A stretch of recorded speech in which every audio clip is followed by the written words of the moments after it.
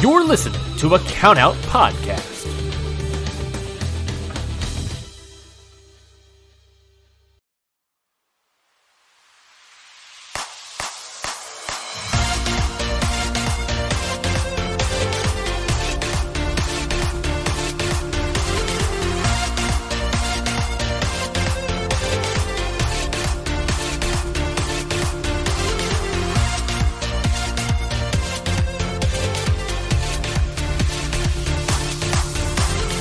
Hello, everyone, and welcome to another edition of the Stardom Road Podcast here on the Countout Podcast Network.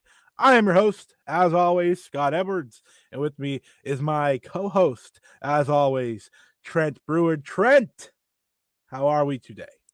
I am so good because we are right in the crux of 5-star season. It's happened. First show has happened, and can you believe the results that we saw? He says, not acting like we are recording before the first show actually happens. Womp womp. I'm happy to be here today. I've heard a lot of good feedback about the shows, so thank you everyone who continues to listen to Stardom Road. I think people are starting to figure out we're a history podcast. We're not a current. There's plenty of current podcasts. Yeah. Despite the fact our last episode is regarding the most recent thing that we've touched on so far. Sure, but hear me out. It was worth it. It was worth it. And today we're going to talk about the cage match between Queen and Oedo. That's next year. We'll get to that next year. What's the best cage match of all time? It's not Blood and Guts. I'll tell you that right now. Anyway, I went there, so I could say that. Anyway, only people who are in the arena can have an opinion on Blood and Guts. Hey, I just said it wasn't the best cage match of all time. I didn't say it was bad. Anyways, let me continue here. Today we are talking about none other than Meiko Satomura and her run in Stardom, which came at a very crucial time in Stardom's history. Trent will actually be taking the lead on this one today because, fun fact, Trent did a little research about this for an article that he never released. So if I say that on here, maybe he'll eventually release it. If not, you can just listen to this and you get maybe the gist of it. Well, look, yes, like I'll lay it bare. The original plan for this article started like back in January of 2023. I remember talking to Scott about it. Like, I've got this idea. I think it'd be really fun, and I get to research this by watching a lot of matches from this period, which these are some of the best matches in Stardom's history. And I was really excited to do it. And I got about halfway through the research and I got distracted, as I am wont to do. And I just never got around to finishing it. So when we're talking about what kind of topics we want to talk about on this show, Meiko Satomura came up and was like, hey, all that research I've done, I can complete the research and I can put it to good use. Now, will it come out in written form? I'm going to say yes. I'm going to put that out there in the universe.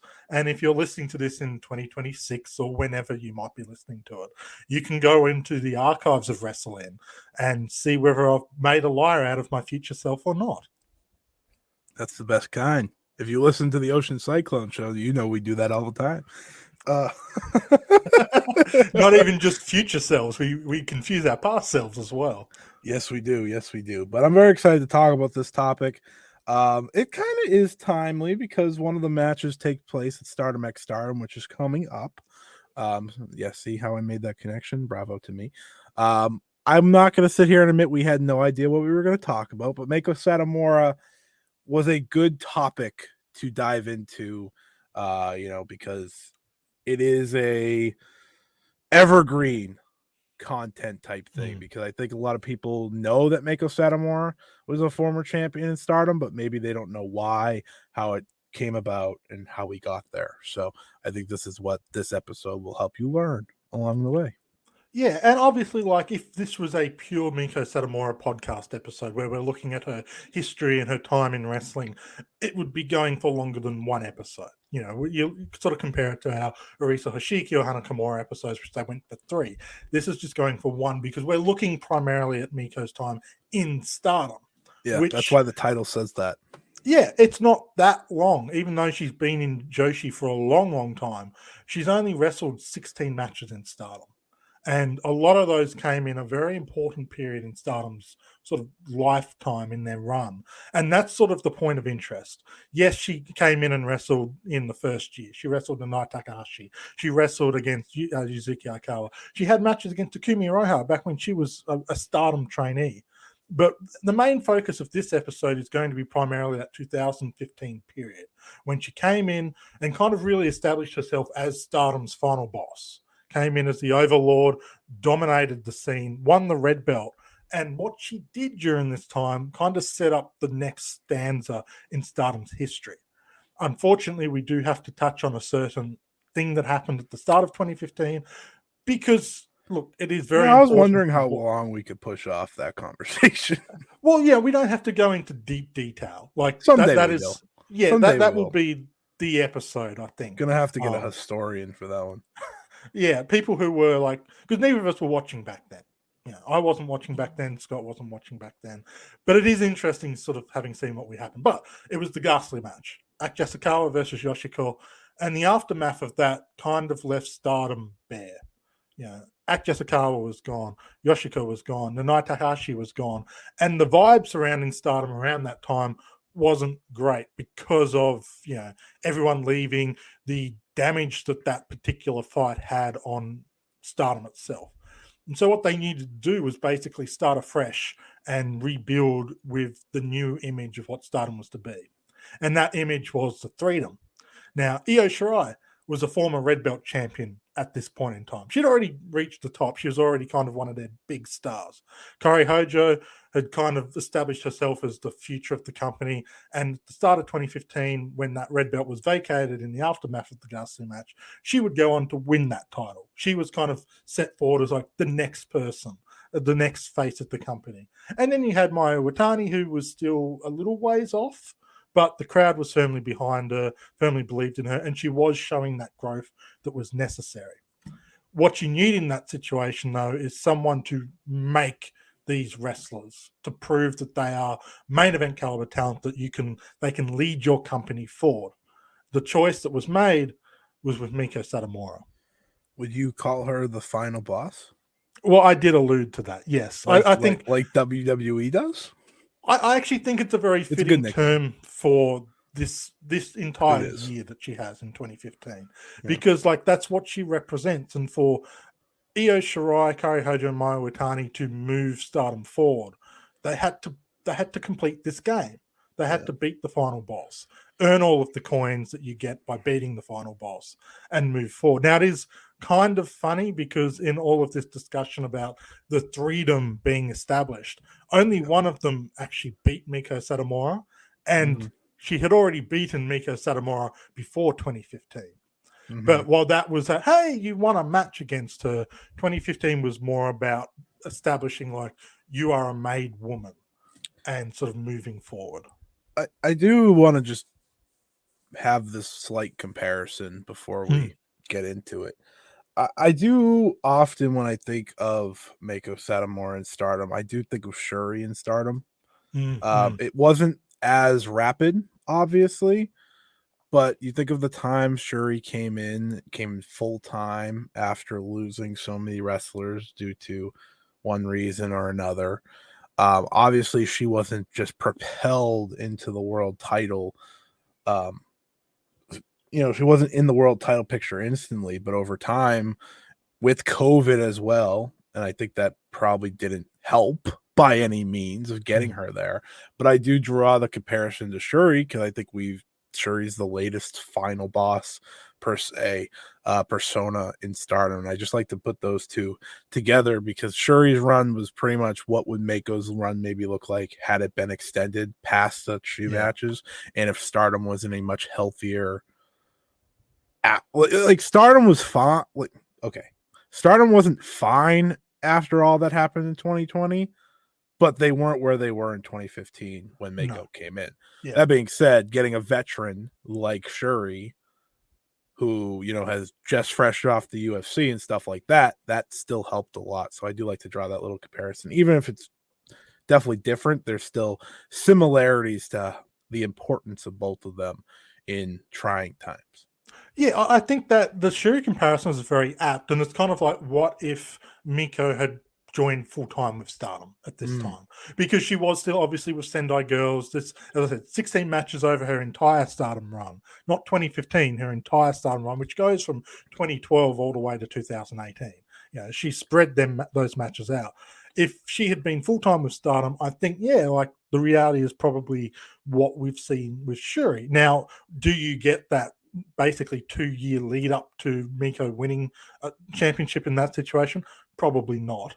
But I think also Shuri kind of had the benefit of not needing to be immediately rushed there, because you did have Mayu Iwatani established as your top champion, as the icon, as someone who could initially lead Stardom through that rough patch.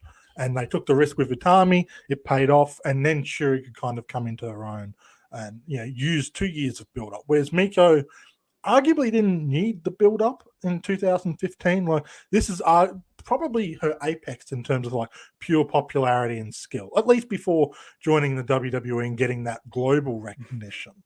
But in terms of just like within Japan, I think she carried that, the veteran respect, because she'd been in the industry for a long time at that point. And you watch her matches during this time, and they are probably the best that she's ever put on.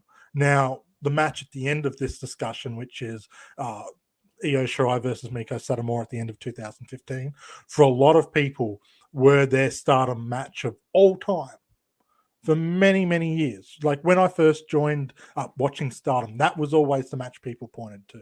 Oh, you've got to check out that match. And even coming through into post-pandemic Stardom, it's still a match that's kind of held up and revered of like, look, obviously you want to see what the current wrestlers are doing, but that's a match you go back and watch, especially if you're coming in with a WWE background. You know who Io Shirai is, Io Sky. You might have seen Meiko Satomura on NXT or NXT UK. Here's why people were so excited when they were going over there. And this is, look, obviously we'll talk about the match in a little bit more detail moving forward, but going back and rewatching this match in particular does give me an appreciation for why it was so revered. It's hard hitting as hell, and the storytelling within that match, not only looking at the entire year that Stardom had at this point and the Freedom versus the final boss, but just within the context of that match, is expertly told. Whether you are a massive Meiko Satomura fan, whether you're a massive Io Shirai fan for that matter, I think they bring out the best of each other in both an in-ring and a storytelling standpoint.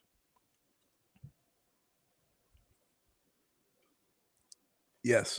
Sorry, I was in the middle of something. You caught me at the worst possible time to stop talking. That being said, I think it's interesting what this all created in a lot of ways, or helped Stardom create, but we'll get to that towards the end. So I think we should just get to the beginning of all this now. Yeah. So as I sort of mentioned, like there is the Meiko Satomura history leading up to this period, both within Stardom and outside. The two matches I think that are worth mentioning, just in terms of setting the scene, as I mentioned, Io Shirai and Meiko Satomura had wrestled a couple of times prior to 2015. Once was in Sendai Girls, which Meiko Satomura won. Once in Stardom as a pay-per-view show when Io was champion, which Io Shirai won. These are both in 2014. And then later in 2014, at the very end of the year, during Fortune Dream 2, we saw Kairi Hojo and Meiko Satomura wrestle as well. And that match in particular, I think, is a wonderful encapsulation of what was coming with this story. Because the Io Shirai matches are more like up-and-coming star versus established veteran, but they're presented on pretty equal levels. Meiko's the more dominant wrestler, but Io Shirai is able to do a lot of great things to keep it even. The match against Kairi Hojo was presented far more in what this Freedom versus Final Boss story arc would represent, which is people just trying to survive against an indomitable force. Yeah, and it worked wonderfully in the concept of Stardom kind of trying to renew himself with these fresh young faces in the adversary of what had happened. And then you get this overwhelming force in Meiko Satomura come in, and she's running a rival promotion, Sendai Girls.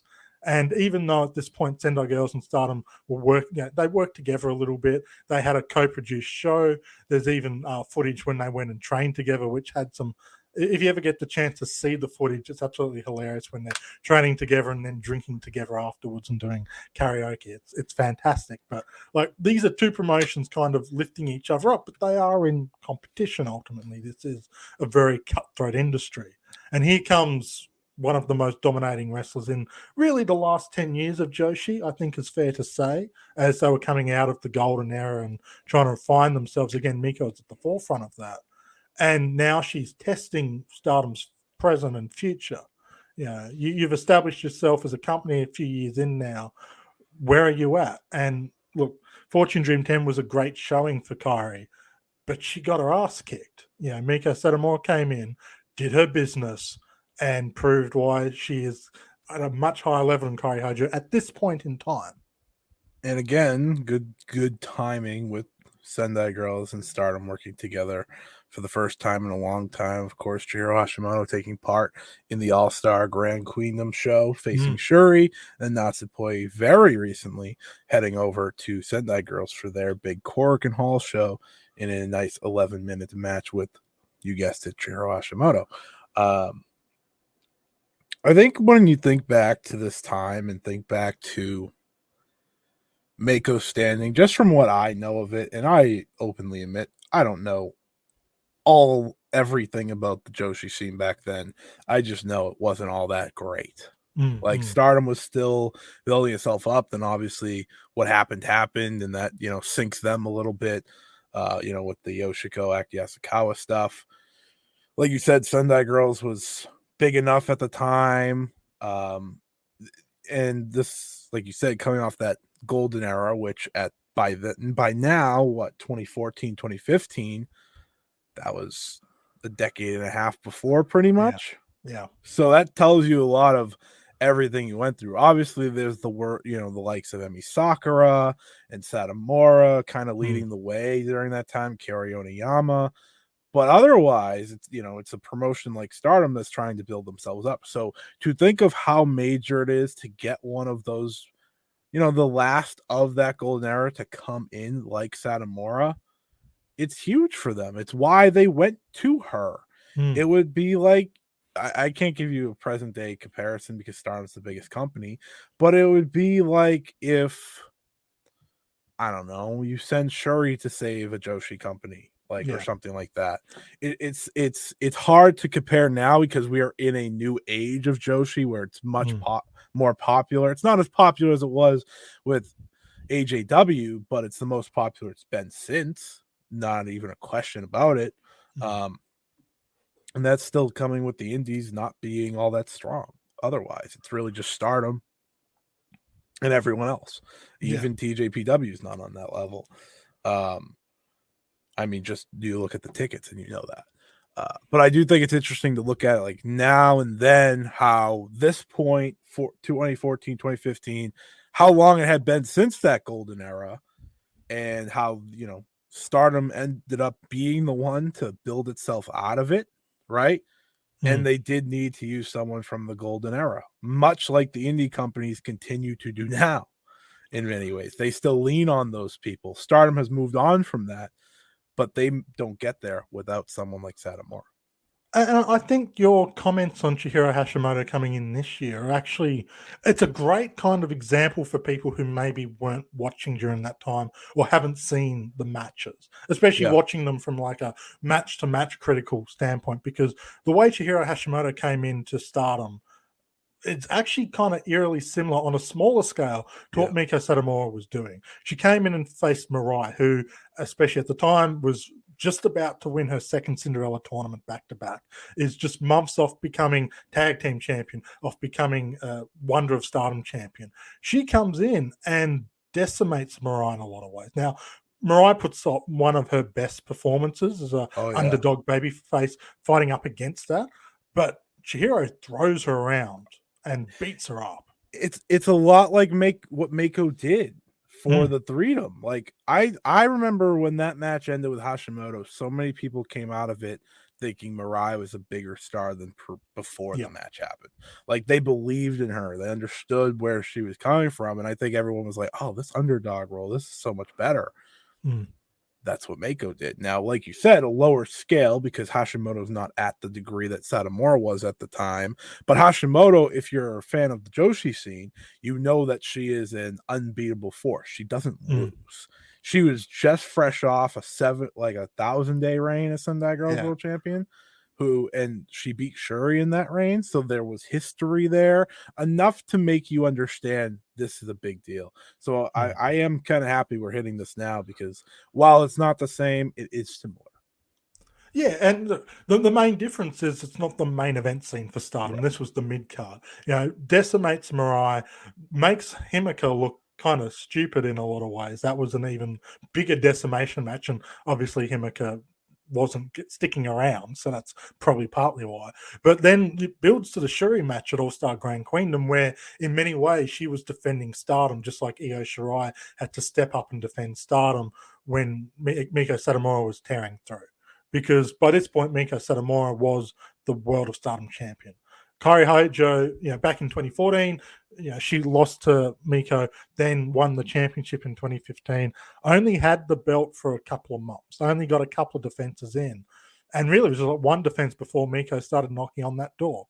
And any kind of security and confidence was put in the full test. And much in the same way that Mirai kind of proved herself as how valuable an underdog babyface she can be.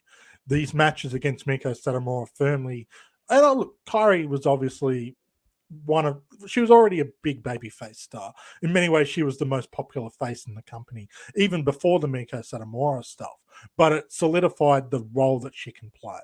And these two matches in Stardom for the red belt, the first went to a draw.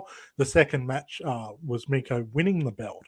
They do fantastic job of kind of having Kairi have to fight from underneath, and she gets nothing easy during these matches. We talk about it as kind of establishing what the freedom can be in the future, but they weren't being handed this on a silver platter. They had to earn it through these matches, because Meiko Satomura comes from the old school of Joshi. If you're not sure whether this is going to look good or not, just make it real. Smack the crap out of your opponent. And Meiko throws some ferocious kicks. The submissions feel like they've got the extra torque on. She is testing these young stars to make sure they can carry the industry moving forward. Nailed it. Like in the end, she nailed it. Freedom goes on to be the greatest trio, not only in Stardom's history, obviously, but the trio that led Joshi forward, the trio that brought us to where we are now, where we're celebrating Joshi more than anyone has in years. It's a trio that 2/3 went to WWE, the biggest company in the world. Meiko happened to go too eventually, but I think that is very telling. Meiko made her WWE debut in the same tournament that both Kairi and Io Shirai did. Not the same tournament, but the same namesake tournament, the Mae Young Classic. And I think that's very telling. Like, they pretty much were connected from here on out. Even if it's different, Meiko gave Stardom such an important crutch at this time. And it's led to, the matches that we're going to talk about now. Yeah. And I think, like, if you ever get the chance, and unfortunately, like the matches we're talking about, it's very hit and miss if they're on Stardom World, because it is from the era where not a lot of the shows are uploaded. The best match of the bunch that we're talking about, Io Shirai versus Meiko Satomura, is probably the biggest missing match in the entire Stardom archives. Like, if you could put one match on there so people can watch, that's probably the match I'm asking to be put on. But these Kairi matches are up there, so you can watch the draw and then the victory. And it is just fascinating to watch it back at this time, because it does feel just that little bit more raw. The crowd's that little bit more raw. It's not the slick, polished Stardom that we know and love in 2023. It's just, it's a little bit more like, it feels like it's just waiting to explode. And that's where Meiko comes in. And she is testing and she is wrenching on Kairi. And like, if you didn't believe her as the ultimate babyface before these two matches, you believe it now. She's the indomitable force. And the beauty of this is, like, yes, she dominates both matches, But within those matches, Kairi is forced to adapt and learn and improve. And even Meiko has to learn because she should have won that first match. Goes to a time limit draw. She had the match won with minutes to spare. But she's kind of like almost reverting back to the idea of rookies and veterans where I can pin you, but I don't want to pin you. I want to make you submit. I want to tap you out. I want to kind of, it always feels a little bit more like in your face and insulting if you have to submit rather than just being beaten for a 3 count. And Meiko spends a lot of these final 5 minutes working for a submission victory. And Kairi holds in. You know, she could give up. She could lose a championship, but she refuses to, and that's what gets it to a draw. You know, Meiko realizes it's not working, tries to finish it, but by the time she hits that Death Valley driver, which was her finisher, it's just that little bit too late. And the bell rings, and she misses out on winning. And after the match, you know, she's getting in Rossi's face. She's pissed off because, as the veteran, she knows she screwed up. She didn't finish the job. It's an incredible match. I want to start that off because you feel the personal aspect of it, right? You feel the edgy aspect of it, and this is one match that when I was doing some retro reviews on my other show, this was like the top one because for some people it's their favorite starter match of all time. And I was like, okay, interesting. So I go watch it, and I remember when it went to a draw, and I was just sitting there in shock because I was like, how? Right? Because you watch, especially those closing minutes, it's like she won, but she couldn't. Like she won, but she just couldn't get it done, and it just does so much to build up Kairi, right? Yeah. And it makes me sit there just thinking it makes sense. Like it just makes so much sense. And obviously I wasn't watching at the time, but like, I don't know how you walk out of that not believing in her much. Like obviously people were believing her then. She, going into this match, we know what she is, but there's a level to it. You know, you take on Satomura head on, and Satomura 30 minutes of this match, absolute killer. And yet she made it. Yeah. She survived. Now, did she win the match? No, but she survived. And the beautiful thing of this is like, yes, it's not a particularly long reign for Kairi, but like it justifies 2 matches. She loses on the second match, but the first match makes her. If they just changed the title over and had her lose by pinfall 28 minutes in, it's kind of like but because she survived the 30 minutes and Meiko is pissed and she wants that rematch and she wants to kind of avenge her own veteran mistakes, it just kind of raises Kairi's stock even in a pretty, if it was scored on points, she's losing definitively, but that's not pro wrestling. You survive to the time, you get a draw. The draw can be used so effectively in professional wrestling. I think people kind of sometimes, I think wrestling fans get upset with the draw way more than they should. My favorite match in history, or one of my favorite matches in history, ask me on the day, might be my favorite, is the big 43-minute draw of Utami and Shuri. And when that match ended, I just sat there in awe. I didn't sit there and, that's so stupid, it didn't go all the way, because I already had the feeling of the draw. And then you got the restart, right? And it's like, all right, here we go. Draws can be used perfectly, and this was one of those times. It really exactly was. If the draw carries the story forward, then it's the right move. That Utami Shuri match, I think, looking back on it, the draw was perfect because it told the story it needed to tell. Obviously, it set up the future matches, but that inkling in time, it told the story it needed to tell. And that's what happens here with Meiko Satomura and Kairi. It set up Shuri's 5-star final perfectly, as we talked about last episode. But yeah, I mean, here with Kairi, Kyrie was just such a great babyface because I don't think there's anyone better, at least that I've watched in a long time, that's better at expressing pain. And when I say that is, there's someone like Mayu who sells incredibly well, and she'll just like sell it like she's dead.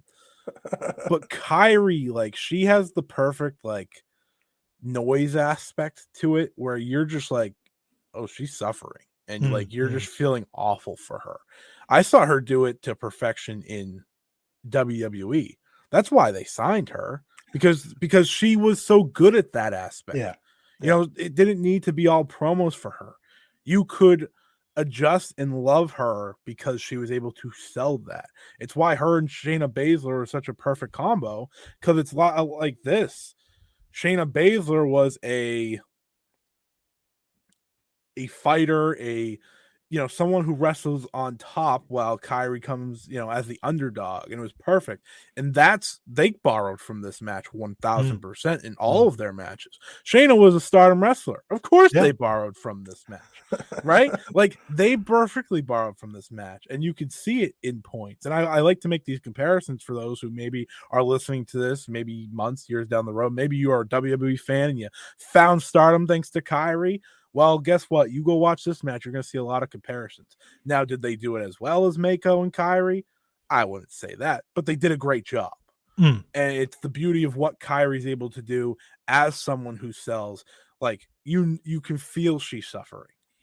It's fascinating to look back at this era of Kyrie now. Yeah. Because obviously whenever Kyrie pops up in Stardom in 2023, she's the Meiko Satomura. That's the role she's essentially playing. Up in Sendai Girls too. She's the veteran coming in, and basically any younger wrestler coming up is going to get their ass kicked. Just look back at what happened with Miyu Amasaki. The whole story there was like, I don't think you're getting trained in the old school ways well enough. So when we step in the ring, I'm going to give you a little taste of what I went through. And what she went through is these matches with Meiko Satomura. Who, of course, went through Gaia Japan. Yes, which that was there's nothing quite like that, for better and for worse. No, but I think it's a nice little way to toss that in there. But of course, I remember watching this match. I've watched it a few times now, and it is class in the way they executed it. It's one of the great draws I've seen in wrestling, because again, they use it to prolong the story, to continue the story.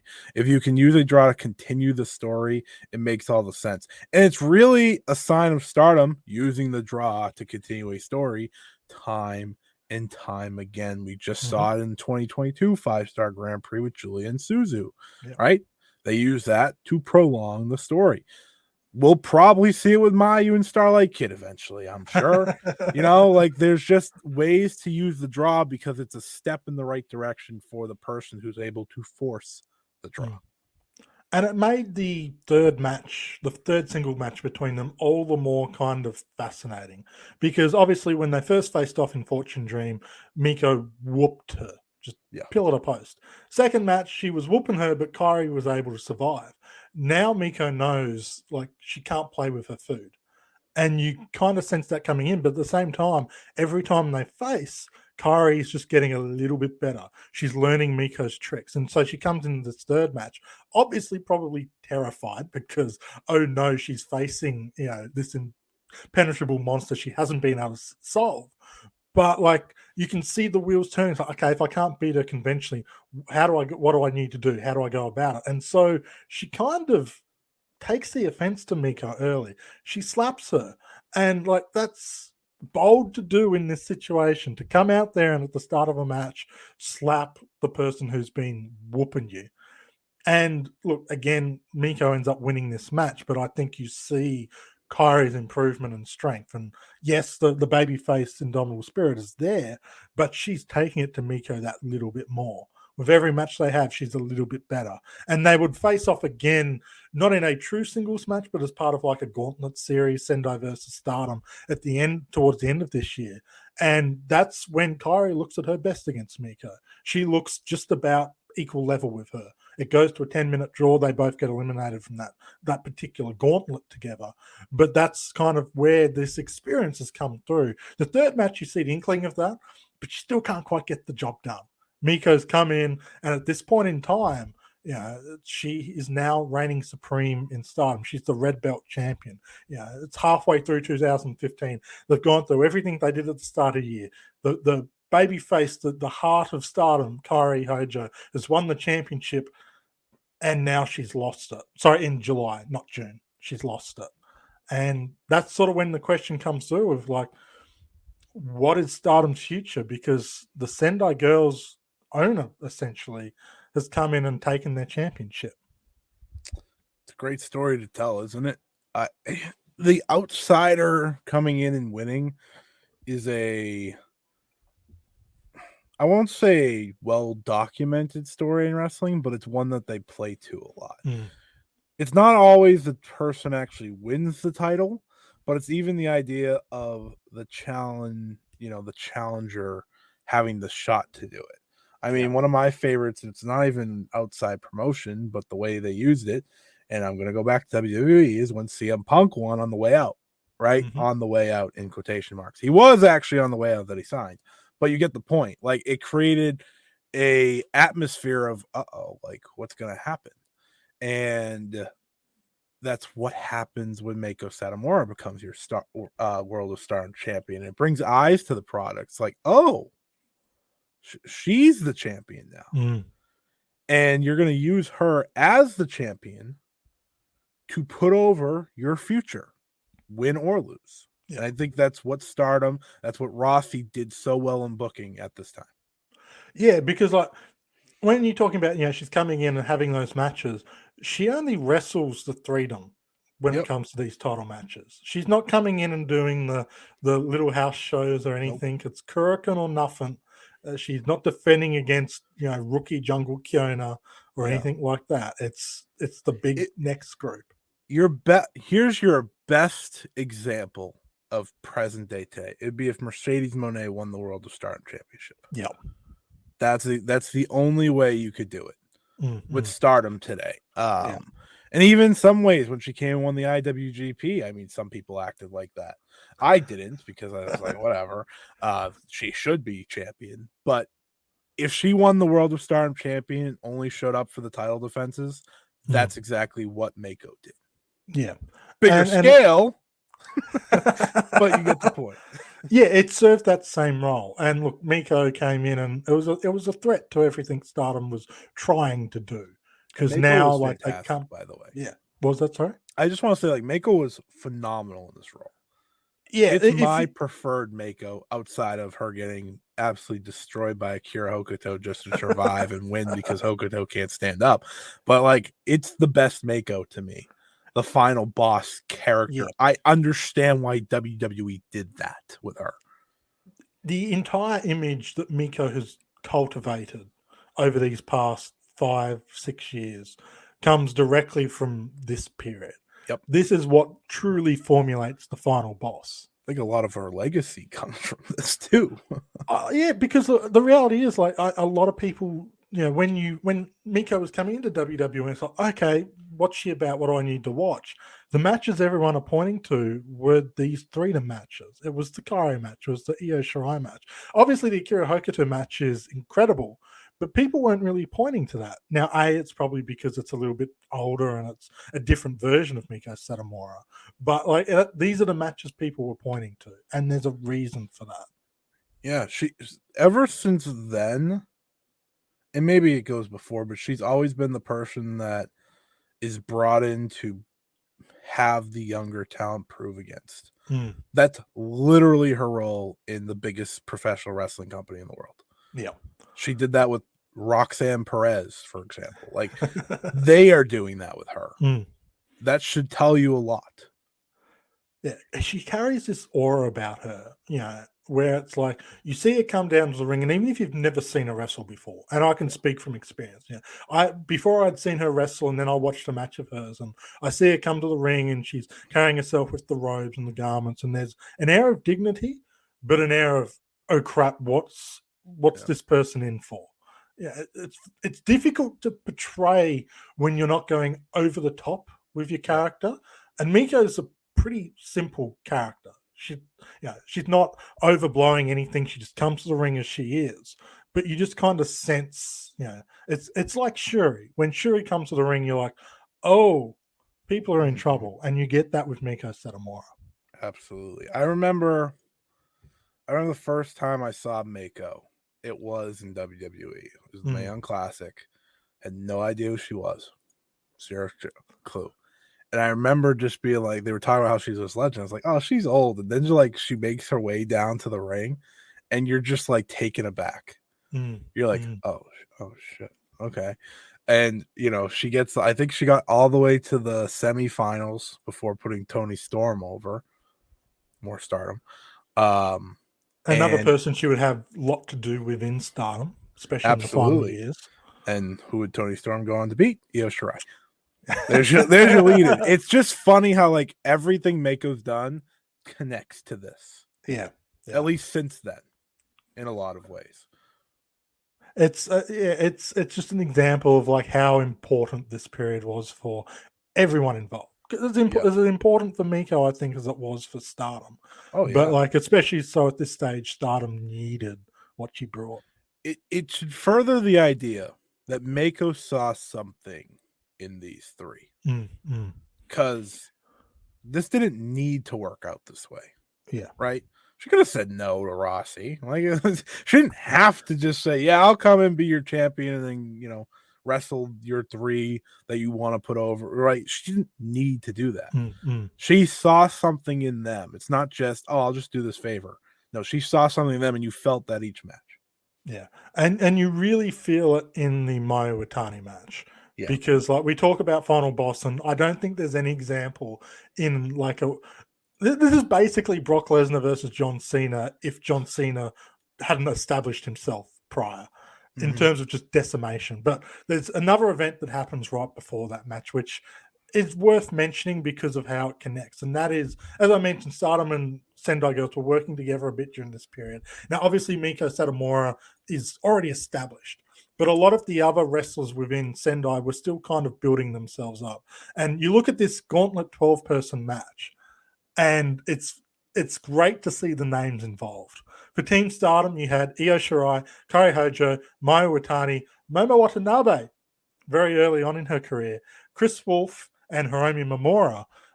And Jungle Kyona was not in the match, but she was very heavily involved with kind of the build-up as well.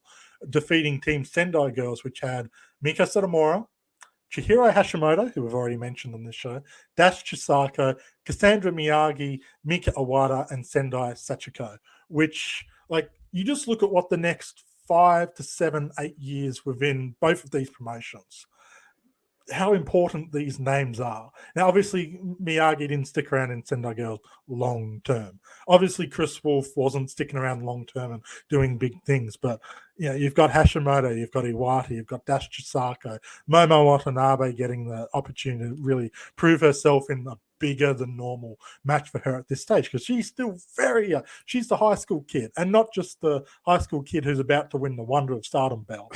Legitimate, like, softball Momo Watanabe. Yeah, that's the period we're talking about. It would be like putting Rina in the match. Exactly. And it's a high profile opportunity for them to kind of, everyone involved, to kind of get a chance to shine and prove themselves. And you can catch bits and pieces of this match. I haven't been able to find the entire gauntlet online. I've been able to find probably half of it through just because they split the matches up. Yeah. It is fascinating to watch them all in this period, but like Mayu Iwatani is the one standing tall at the end of this. Of everyone in these two groups, it's Maya that stands tall. And she gets this big moment for Stardom, probably equal with her winning the white belt at this time for the first time in terms of importance for her in Stardom. Maybe also the goddess belts with Io Shirai, but like this is a huge moment for her as an individual. And then, she's feeling inspired. She's defending Stardom, and she pokes the bear. And so her and Hashimoto. I want to see that match in 2023. Her and Satomura face off for the red belt. And this is as brutal just decimation of a wrestler in a high-profile match as I've seen. It is on par with John Cena versus Brock Lesnar at SummerSlam. It's a hell of a comparison. I think it's a perfect comparison. So it's an interesting comparison because like Brock Lesnar versus John Cena was to put over Brock Lesnar. I'm trying to think of like a match where someone just gets destroyed, but they get over in doing so. If that makes sense. It is such a unique situation. It is. And it's more of a long-term game when you do it, right? It's not if you want a current comparison or a more present day comparison, your best bet is the Unagi Sayaka match series. I think that's your best bet of like a series where she essentially gets beaten down the whole time, but she keeps coming back. Like it's not coming back and having this offensive stretch. It's just not going down until she's had enough, essentially. The matches with Julia and Mayu are ones that jump out instantly. Like those are the best comparisons to this. Except this was for the World of Stardom Championship against Meiko Satomura, and Mayu was already pretty popular. But this was like, all right, let's put you into the next stratosphere because you're just trying your best to, wrestle with the living legend. Yeah, and as we talked about with Kairi, like the importance of the match result. Now, she gets decimated here. She never like looked like it's not even long. 11 minutes, and probably for 9.5 to 10 of those minutes, Meiko Satomura wasn't just in control. She was basically like, playing with her toys, playing with her dinner. But Mayu Iwatani does not get pinned. And Mayu Iwatani does not tap out. This is a ref stoppage, which kind of, again, like similar to the draw, like if you use this well, it does a great job, and it's a twofold benefit here. It doesn't protect Mayu in the sense of, she could have beaten, Meiko Satomura. She didn't give up. No, she never had a chance, but she didn't give up. And it also puts Meiko Satomura over as ruthless because this is the weakest of these matches that we're talking about in terms of like overall rewatchability and match quality, because it wasn't designed to be a 5-star classic match. It was a storytelling match.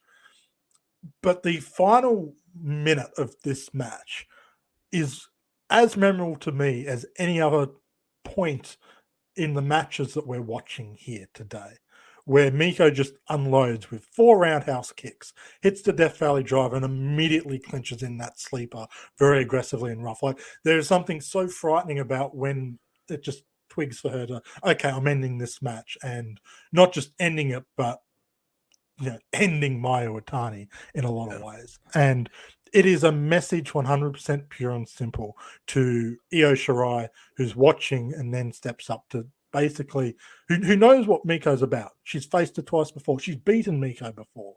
But now it's not just about, winning a match and winning a championship. It's defending Stardom, and it's defending her friends, which would become very important to the closing moments of their match in December. There's always been I always loved when you have a babyface who doesn't give up, doesn't tap, doesn't get pinned. They just don't have anything left. Like they left it all in there, and that's just the result. You see a lot in submissions. It's rare. It's a lot more rare to see like, a TKO type situation, but it's often the most effective. And what this did for Mayu is propel her to what we see is now Mayu, right? It's a lot of, and I keep bringing up current stuff because I think it's the best way for, especially if you're a new fan listening, it's the Mayu that we saw in the match with Kairi in the IWGP Championship match in a lot of ways. This match with Meiko helped build that. The resiliency. And she lost, but she was still at that level. You want to look at the many Io Shirai matches. It was this match that got her to finally beat Io Shirai. Yeah. It's things like that. She was always able to use a match like this to build off of. And that's really, again, the whole story of Meiko in Stardom. It was to build off of with Freedom. Whether it's what Kairi would do, Mayu would do, or even Io, who was already established, but still benefited from this. It's a way to put them over the long-term way. And again, Meiko doing this was very important. Yeah. Every big match in Stardom is a piece of a bigger puzzle. Even if it can be a self-contained story, even if the match itself can kind of be one and done. The way they use these matches is all about building. And you're absolutely right. The match with Meiko set up the matches with Io Shirai, which then set her up to be the icon of Stardom, to truly find that role. And then to face off against Kairi in, the biggest stage of her career, really at that point, was, in historic crossover, the main eventing over Kazuchika Okada, main eventing over Hiroshi Tanahashi, main eventing over Will Ospreay. These kind of big names who global icons, but it is Mayu there. And it's all come back to this kind of point. And yes, she got her ass kicked. Definitively. But it works for her character, not work for her story at this point. Not only Mayu's story, but the grander story they're telling here. And then it all comes. Sometimes I just feel like I need to say it. It really is a beautiful art form. Like, it's violent theater, and when it's done right, it's just it's why we do this podcast, because it's often done right in this company. Yes. And the other beautiful thing is we can kind of pick and choose for a history. Oh, podcast. Yeah. We don't have to cover we random talk about matches the history in 2013. Exactly. But yeah, we only cover the good stuff. Oh, only the good stuff. I mean, we're gonna hit you with some fun high speed stuff eventually. That'll be a lot of fun. For sure. We've pushed off a lot of high speed, but I'm looking forward to that stuff. And but let's finish this up before I guess we talk about future projects. But yeah, we want to talk about the good stuff in Stardom. Yes. This right here is the good stuff. Meiko Satomura. Oh, yes. Before 2018 maybe. This ranks top 5 in the good stuff of Stardom, yeah? I think that's underselling it. It's probably legit. I was trying to be respectful here. I was like, well, Io and Mayu's probably 1. For a lot of people, this is number 1. Interesting. Even though, I think people might prefer the Io and Mayu story, but in terms of single match, this is. I just mean story. I mean, story. Yeah. Because the Meiko story is a great one, and it's one that built them back up. I don't mean matches. Matches is very different. But yes, you're right. This match with Meiko for a lot of people is number 1. That match with Kairi, for people that I've talked to, is number 1 from back then. Things have changed now, but that's how great they were. That even to this day, even to like a year ago, I've heard it. So take that for what you will.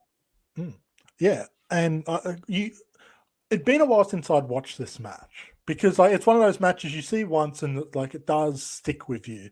And then you kind of like, oh yeah, I remember what happens. But seeing it unfold again, especially because at the time I hadn't seen the full context of the story building up to it, it gives you a new appreciation for the story they're telling. Because yes, Io Shirai is established. Yes, she's a former World of Stardom champion, but she's very much fighting as the underdog character. And when you've come into this match having seen peak dominant Io Shirai, seeing her have to work up against the dominant force, and not just like a strong wrestler, but an overwhelmingly dominant force, gives you a new appreciation for what she is able to do. Now, you get a lot of the classic Io moments. Yes, they go up to the upper half of Kurikan Hall. Yes, she does a moonsault off of that little entrance part. It's contractually obliged. When she signed the contract with Rossi, every Kurikan Hall show, I must go up there with my opponent. Just like how Stardom main events today have the ramp spots. Exactly. They're very But important. it feels especially necessary in this match because it happens fairly early on. And it's only when Io is able to bring Meiko Satomura out of her element, which is the ring, that Io's starting to get combinations together and start to get some success. Because early on, Meiko Satomura is slapping her around. She delivers a nail crunching roundhouse kick, and this is early in the match, which puts Io to the ground, sends her out to the ring, and she doesn't get back in the ring till the count of the 14 or 15. This is like within the first 5 minutes of a match. One move has her on the verge of getting those final seconds of a count out. And yeah, it's only when she starts to create that separation where she can use her speed and her agility and stuff. But like the classic Io spot feels out of necessity, not because I've got to give the fans the show that they're expecting, but necessity to win the match. And then as it keeps going on, you see her getting her confidence, and she no longer has to get the distance between them to start finding the advantage. And you see the true Io Shirai that we would very much come to know and love over the next year and plus, near 2 years of a championship reign. That starts on this show, starts in this match. That's the true form of Io Shirai, the quote unquote final form of Io Shirai, truly gets discovered and built out of necessity in this match, I think. When you get an Io Shirai that has to fight from underneath, I think it's very unique because we're not used to it. Like if you're a long-time Stardom fan, or even if you learned Stardom through the Threedom, you're mostly used to the Io Shirai who's dominant. You're mostly used to the Io Shirai who, is the alpha. I think that's the best way to say it. But there's something very special about when she does have to fight from underneath. And I think when thinking about this match and bringing Meiko to the outside and stuff like that, I always think of the match with Hokuto that Satomura had, and they wrestle on the outside, and Hokuto puts it all out there, and ultimately Hokuto ends up losing. But it's something that they work into this, and they work those bone crunching strikes into this that is very reminiscent of the old Joshi way. And that's what Satomura really does. It's a trial by combat in many ways for the Threedom, but Io's at the point in her career where she can fight back. And it makes the match so compelling in that sense. It makes Satomura seem human finally. Yeah. Something that you did not feel in those matches with Kairi and Mayu. You didn't feel that, especially coming off the Mayu match, which was right before this. She didn't seem beatable at all. But Io and the way that she's able to control a match and, like you said, use her speed, just do everything to get her off her game outside of the ring. It's like David taking down Goliath. It's like the creativity to take down the beast. It's taking down the final boss, any means necessary. You ever play a video game where you take on a big boss in a big boss battle? It's a lot like that. Yeah. How can I, do a little bit of here, there, and everywhere, do the littlest things to ultimately get the big takedown in the end and win? This is Dark Souls. Exactly that. Yeah, professional wrestling. There you go. Meiko Satomura just has to hit Io once. Yes. And all of the momentum, all of the progress she's had gets cut back to the start. And look, I hate playing Dark Souls because I'm too impatient to learn patterns and stuff. So clearly I could never beat Meiko Satomura, but Io Shirai is a gamer and she sticks at it. And I mean, we talk about obviously Dark Souls and stuff. This is also like a movie. Professional wrestling is stuck in the awkward storytelling business of never finishing on the point when a movie would finish. Everything comes together, the person finally wins, and then you've kind of got to go back on and keep telling the story. Yeah. this moment, this final match is the conclusion to a movie. It is very fairy tale, Would you call it Hollywood-esque. cinema? It's Martin Scorsese. This is art. This is cinema. Because the way Io Shirai wins, she survives Meiko Satomura. She gets hit with the Death Valley Driver and survives. Meiko tries to combo them, but she gets out. She hits Mayu Iwatani's Dragon Suplex. Goes to the top rope, hits Kairi's elbow drop. Goes back to the top rope and hits her moonsault. She doesn't win just with the Io Shirai package. It takes the combined force of the threedom working through her to bring this momentous occasion and to win the match for her, win the match for threedom, and win the match for Stardom. As I said earlier, I love professional wrestling. It's endings like this. Make another comparison. When Julia won the world title, right? It's like that. You bring your friends into it. You bring those who you're supporting or respecting into it, and it makes for the ultimate completion of said match, said moment. It is like a movie in a sense, and I know people, today's current thing with the bloodline, they're gonna freak out at me, but like it is like a movie because you can tell the story however you want, and you can have that picture perfect ending however you want, and it'll make people feel in the end. That's what movies do. That's what those types of things do. Like, I understand when people say, oh, this is like a movie, this is like cinema. I know what they mean because you felt something. You felt something that wasn't happened to you. You don't have an actual like life connection. You just love it so much.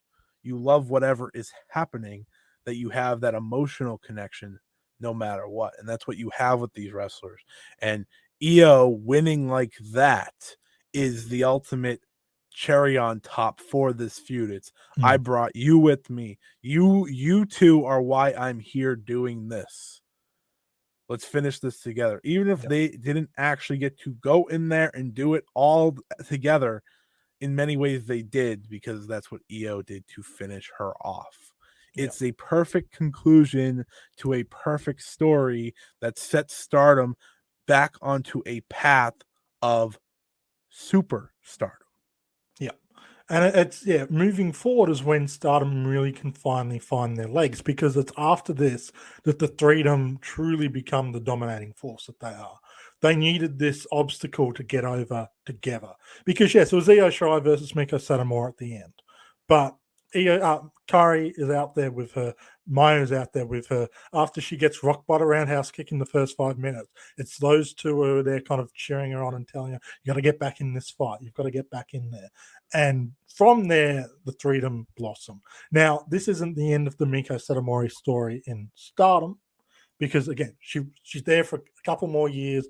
The next match is just 3 months after, when she's in the ring with the same three people, but she's teaming with Kairi Hojo this time against Thunder Rock. And then she'll pop up again and again, like for a couple of years, we just see her like, twice a year kind of thing, but the story that needed to be told.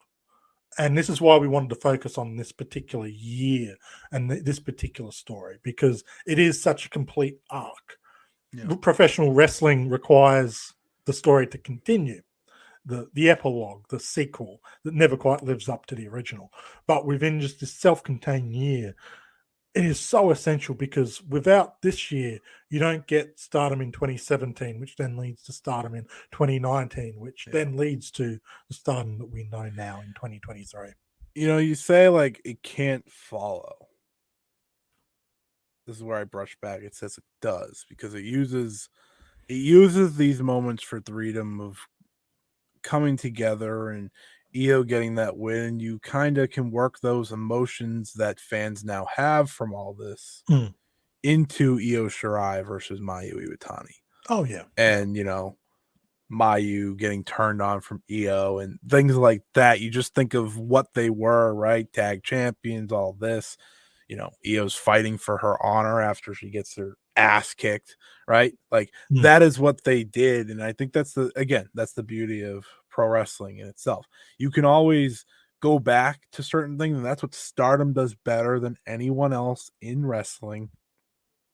I don't care who, you can fight with a wall. I don't care. They do it better than anyone else. It happens today with certain moments. Julia Tam, right? Mm-hmm. There's a long legacy there. They go back to anytime they feel like it, and you instantly know. There's the Mayu and Starlight Kid story that you just instantly know. Suzu and Julia, I mean, that wasn't even their company, and they went to that, right? Like they're willing to go to anything in history to make something feel that much more important. And it's why, 5-star Grand Prix season, it's why we sit here and we want the Julia and Utami matches, because now we want to see their history be made, because we're so used to other history. They have parallel histories where they've never combined, they've never intersected. That's unique for Stardom. That doesn't happen a lot. Yeah. It's almost always intersected, one reason or another. And I think that's the beauty of Stardom in itself. And you look at this Meiko Satomura story, it creates so many different paths for wrestlers, because it's about 3 wrestlers. Kairi, Mayu, and Io. If you said they were the 3 biggest women's wrestlers of the past decade, no one would question you.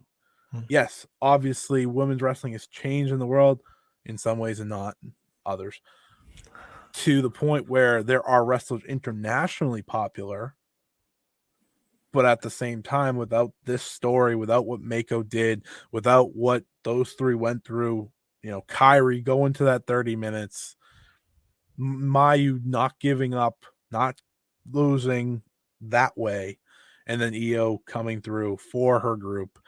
It is a perfect story. It's one of the many perfect stories that Stardom has told, but it's a perfect example if you want to go back in time and feel the greatness that you feel now. This is that. And it was one born out of necessity and desperation and from a low position.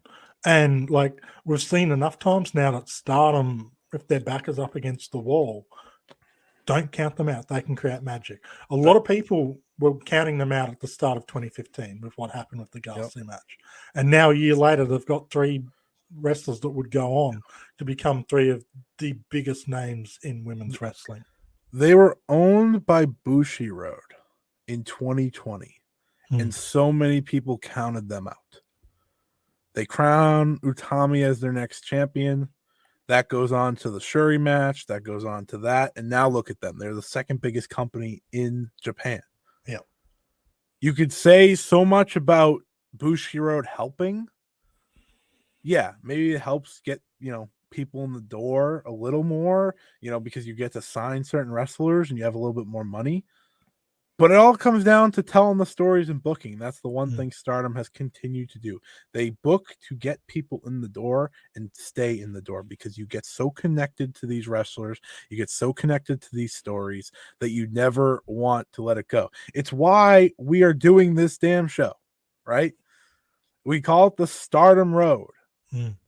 The road of Stardom has many stories, has many journeys, has many ups and downs. But that's why we do it. That's the fun of this. That's why we pick our topics. That's why we do all these things, because we get to explore how we got to 2023.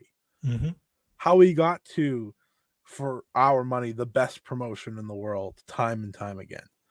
That's the beauty of it. It's why so many people care about Stardom. And it's very prominent now that they're growing and growing, and wrestlers are going international and things like that. I just want people to know that. It's not that people want to gatekeep or things like that. They just care. They care about the wrestlers. They want them to be at the very best level. And there's, again, it can all go back to the Satomura story, right? Because it was pretty much a complete brand new reset. There's multiple eras to Stardom, that one is one of the most important.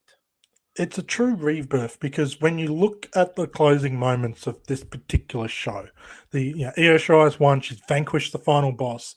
Everyone's kind of in the ring celebrating. You look at who's in the ring, and outside of Aki Yasukawa, who is literally having her very last match for 6-7 years, she had a very last match on that show. Yep. She's out there bowing and everything. Everyone else in that ring is either the Freedom, who got built and established through this story arc, or it's the future of the company. It's Momo Watanabe, it's Starlight Kid, it's wrestlers that you're watching, Jungle Kona, you're watching go, oh, I know what becomes of you. Yeah, I see, you are the future. And it's just the true rebirth of this company. Took about 11, 12 months from the real issues to kind of get to this point. But now the story can truly flourish. And a lot of what we see in Stardom now kind of came from this story, kind of giving it the legs and giving it the boost it needed after a tough period. Well, I think that wraps it up here on the Stardom Road podcast. This is, I'm going to say one of our best episodes to date. I'll say it. Because I use a lot of comparisons to current. I feel like that's something I want to bring into the show more because there are so many new fans. Kind of give like, okay, where are you maybe coming from? Where does this combine so that when you go back and watch it, you have something to reference? And I mean, the Meiko Satomura story in Stardom, yes, like you said, there's more to it, but this is the bulk of it. This is the meat of it. It's the story we want to tell. So happy we could do this. Happy, Trent could guide the way. I think you did a phenomenal job. So Trent, where can people find you? You can find me on Twitter at OneUpCulture. That's where all the stuff sort of comes out. When you are listening to this, I'm not that far removed from having my interview with Meiko ahead of the 5-Star Grand Prix going live. So be sure to check that out. We'll have a new episode of the Ocean Cyclone Show coming out later in the week, which is always fun. Scott, myself, and Ryan just being idiots, I think, is the easiest way to sort of describe it. If you like what we do here, but think, there's potential for them to make more dumb takes, because we actually try and be nuanced. Yeah, we don't make takes on this show that much. No, we're talking about history. We're revering history, but if you want to see us be stupid, which is arguably what we're better at, it's a lot easier to make dumb comments than smart ones, and we do a lot of that on the Ocean Cyclone Show, so be sure to check that out. Everyone can follow me at Scotty Wrestling on Twitter if you don't already. Make sure to check out my 5-star preview if you haven't. I don't care if this thing's already started; it still breaks down the whole thing. You check out both. It's 2-month tournament. You'll still be catching up. Let's be honest. Exactly. Check out my written preview on voiceofwrestling.com. Check Trent's out over at wrestlein.com. Both very different, so it gives you a little bit of everything. His breaks down every competitor.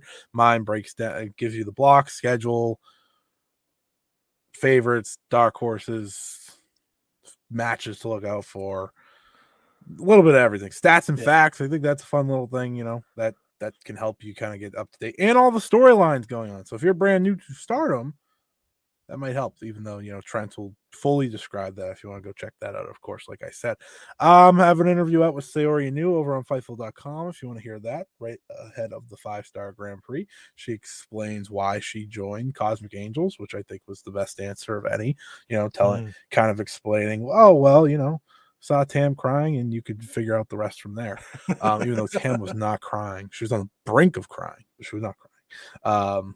Maybe she just crying on the Tam. inside. Yeah, we know that.